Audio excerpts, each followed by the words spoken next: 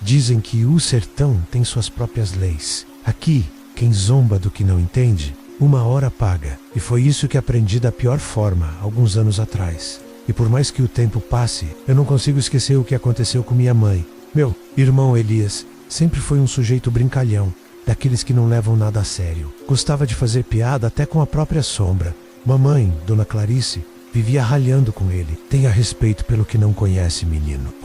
Que os olhos não veem, o coração deve temer, ela dizia. Mas Elias só ria. Elias estava noivo de Maíra, uma mulher doce, de 20 anos. Ela o amava como quem ama pela primeira vez, de corpo e alma. E aguentava com paciência aquele jeito debochado dele. Defendia o Elias de tudo e todos. Foi então que ele e os amigos resolveram pescar no feriado de 2 de novembro, dia de finados. Foram para a beira do açude do Carrapato, uns 40 quilômetros de Pedra Branca. Levaram barraca, isca, bebida e muita vontade de fazer graça. Ficaram por lá desde o dia primeiro.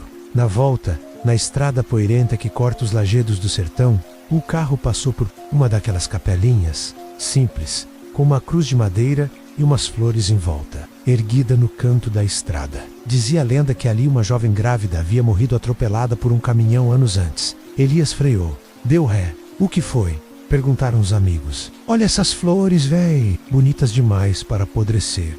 Sem ninguém entender nada, ele desceu, foi até a cruz, pegou o ramalhete mais vivo que viu, flores roxas e brancas, ainda molhadas de orvalho, e voltou pro carro rindo. Tá doido, Elias? Isso é coisa de morto. Respeita. Morto quer flor. Para quê?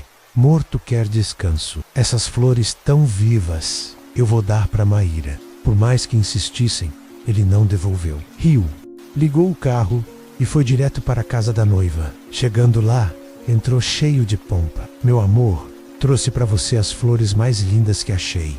Passei na floricultura só pensando em ti. Maíra sorriu, emocionada. Abraçou ele, beijou, colocou as flores num vaso e o posicionou bem no centro da mesa da sala.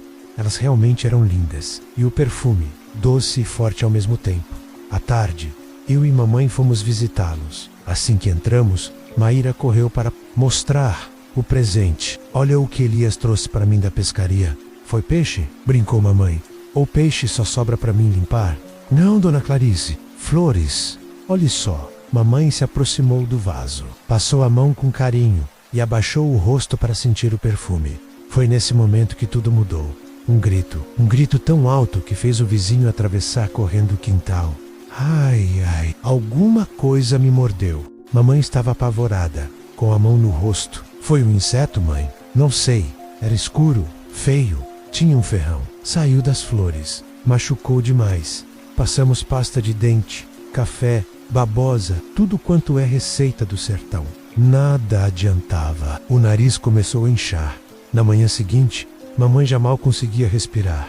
O rosto dela parecia diferente, como se estivesse sendo empurrado por dentro. Levamos para o posto médico. O doutor não entendeu. Receitou o anti-inflamatório. Voltamos para casa, mas piorou. O nariz inchava como se tivesse vida própria. Voltamos ao hospital. Mais exames, nada explicado. Deram oxigênio, mas o rosto dela agora estava deformado. Elias não saía do lado da cama. Estava branco, trêmulo. Meu Deus, foi por minha causa. Foi por causa daquelas flores. Mamãe não resistiu. 3 dias depois, partiu, sepultamos às pressas. Ela pesava 58 quilos. No caixão, 78. Inchada, irreconhecível. O corpo inteiro parecia ter sido tomado por algo invisível. Foi então que os amigos de Elias contaram tudo. As flores, a capelinha, a cruz, a brincadeira inconsequente. Maíra terminou o noivado. Disse que não conseguia olhar para Elias sem lembrar daquilo. E meu irmão? Bom, hoje ele vive trancado. Às vezes fala sozinho, outras chora, se arrepende todos os dias. Mas não adianta mais, porque no sertão, o que vem do descanso eterno não se deve mexer.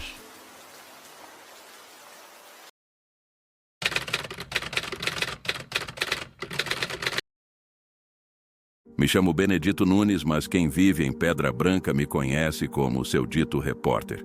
30 anos atrás, quando comecei na Rádio Voz do Sertão, Eu acreditava que podia entender tudo o que se passava nessa terra quente e esquecida pelo tempo.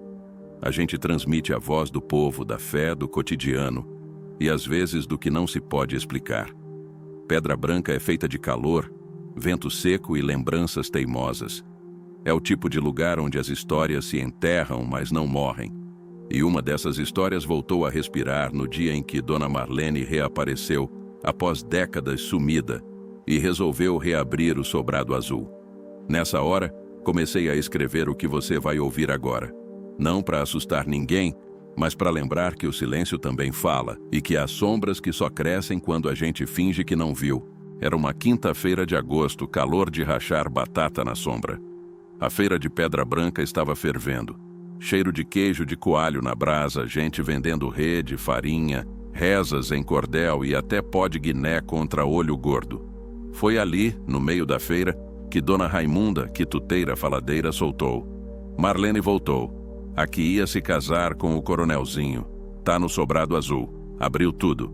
A notícia se espalhou mais rápido que fogo em palha seca. O Sobrado Azul era uma construção colonial, pintada de um azul que o sol e o tempo já haviam apagado. Ficava logo na entrada da cidade, como um cão velho vigiando quem chega. Estava fechado desde 1996, desde que o noivo de Marlene, o coronelzinho Góes, morreu de forma misteriosa. Diziam que foi febre, outros que foi veneno, mas nunca se provou nada. Marlene tinha sumido depois disso. Ninguém nunca mais soube dela. Até aquele dia. Fui até lá. Ela estava sentada na varanda, vestida de branco, os cabelos bem presos num coque. Parecia uma senhora comum, mas tinha algo no olhar dela que me fez gelar. Um olhar que sabia demais e dizia pouco. A cidade respirava esquisito nos dias que seguiram. O calor parecia mais espesso, o vento mais calado, os bichos mais inquietos. Chico Bento, que morava na mesma rua do Sobrado, contou que viu luz no sótão. Não era vela, nem lamparina, era luz de outro tempo, disse coçando a testa. Na segunda-feira, Dona Raimunda me chamou num canto. Ontem de madrugada ouvi música, coisa antiga, tipo valsa, mas não era rádio. Tinha copo batendo, passo leve no chão de madeira, como se tivesse uma festa. Mas ninguém entrou nem saiu. Eu ri para não demonstrar atenção. Na noite seguinte, eu mesmo escutei. Era uma valsa lenta, com chiado. Fui até minha varanda e vi. O sobrado tinha uma luz fraca acesa. Na cadeira de balanço, um homem de paletó claro, chapéu na cabeça, sentado imóvel, balançando. Quando pisquei, não estava mais lá. Só o vento recomeçando a soprar, como se tivesse voltado de um lugar estranho. Fui procurar Padim Clemente, ex-radialista da velha guarda, agora cego e recluso. Ele me recebeu com um sorriso e um pacote embrulhado em jornal. Guardei isso para você, Dito. Achei que um dia ia servir. Era uma fita cassete, rotulada com a caligrafia dele. Votos do ensaio, Marlene N.C. Góes, 1995. Levei ao estúdio da rádio. Botei para tocar. Era a voz do coronelzinho ensaiando os votos. Prometo te honrar, ele dizia. Depois uma pausa, um estalo. Então uma voz feminina, abafada, sussurrou. Ele não devia ter aberto o cofre. Agora é tarde. Desliguei a fita com as mãos tremendo. Aquilo não estava no script de casamento. Comecei a fuçar no arquivo morto da prefeitura. Entre processos velhos e ofícios embolorados, achei uma carta nunca enviada. Marlene escrevera para um advogado de Fortaleza, contando que o coronelzinho descobrira um cofre escondido no sobrado, onde o pai dele guardava provas do que jamais deveria ver à luz. Ela dizia que o casamento estava sendo adiado, por medo. Medo de que algo acontecesse. A carta terminava assim: se ele morrer, não foi acidente. Na noite da novena de Nossa Senhora das Dores, fui ao sobrado. A cidade inteira estava na igreja, era minha chance. Levei lanterna e coragem. A porta estava apenas encostada. O interior cheirava a madeira molhada, ervas secas e perfume antigo. Subi devagar. No sótão encontrei um baú. Dentro, fotos em preto e branco, nomes riscados à caneta, um mapa da casa com um X marcado no jardim. E ali estava também uma chave de ferro, daquelas pesadas, com dente grosso. Fui até o jardim, que era só poeira e mato seco. Sob um velho limoeiro ressequido, cavei. Encontrei um alçapão de pedra. A chave serviu. Desci 2 degraus de barro e entrei num pequeno porão. Havia um cofre embutido na parede. Estava fechado, trancado. Quando me virei, Marlene estava na entrada do porão, silenciosa, com uma lamparina na mão. Tem coisa que foi feita para nunca ser aberta. Tem segredo que morre com a casa. Ela virou as costas e desapareceu na escuridão da varanda. Na manhã seguinte, Marlene tinha sumido. De novo. Ninguém viu saída, ninguém viu mala.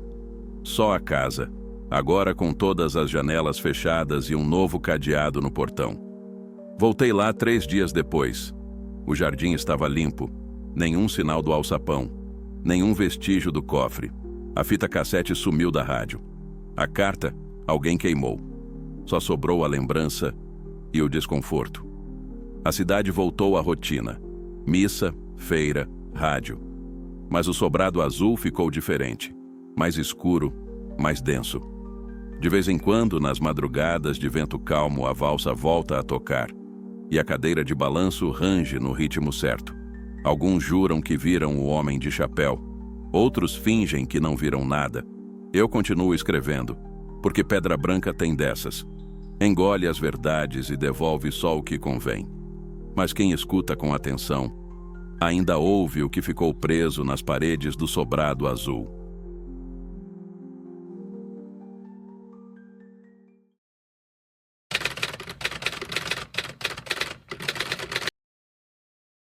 Nunca fui dado a superstições. Sempre preferi acreditar no que se pode ver, tocar, explicar. Mas há experiências que deixam cicatrizes no nosso entendimento do mundo, e a minha começou no outono de 2022. Numa casa antiga no coração da Serra de Sintra, o meu amigo, Miguel, pediu-me um favor. Ia viajar para o estrangeiro durante 1 mês, e precisava de alguém que ficasse na sua casa de família, isolada entre os pinhais da serra. A casa era a herança dos avós, e segundo ele, velha mas acolhedora. Aceitei sem hesitar. Estava precisando de espaço, de silêncio e de algum tempo para escrever. Cheguei num final de semana ao fim da tarde. O caminho até a casa era estreito e serpenteava entre árvores altas. Quando finalmente estacionei o carro, senti logo o peso do isolamento. Nenhuma casa nas redondezas. Só o som do vento entre os ramos e os chureios ocasionais de aves. Uma casa, de pedra e madeira escura, tinha 2 andares, janelas pequenas e uma varanda com vista para o vale coberto de nevoeiro. A primeira noite passou sem incidentes, embora tenha notado o frio mais intenso do que o normal. A lareira funcionava, mas mesmo com o fogo aceso, havia um gelo persistente nas paredes. Acordei à meio da noite com um som distante, como se algo arranhasse as paredes. Pensei que era ratos ou galhos movidos pelo vento. Tentei voltar a dormir, mas a sensação de estar sendo observado me deixou alerta até o amanhecer. No segundo dia, explorei a casa. Os cômodos estavam repletos de móveis antigos e fotografias a preto e branco de pessoas sérias, quase todas vestidas de roupas pretas. Subi ao sótão por curiosidade. Era um espaço amplo, poeirento, com vigas expostas e caixas empilhadas. Num canto, algo chamou a minha atenção. Uma pequena arca de madeira com desenhos entalhados. Estava fechada, mas consegui forçar a fechadura. Dentro estavam cartas antigas e um conjunto de fotografias. Uma delas gelou-me o sangue. Era Miguel.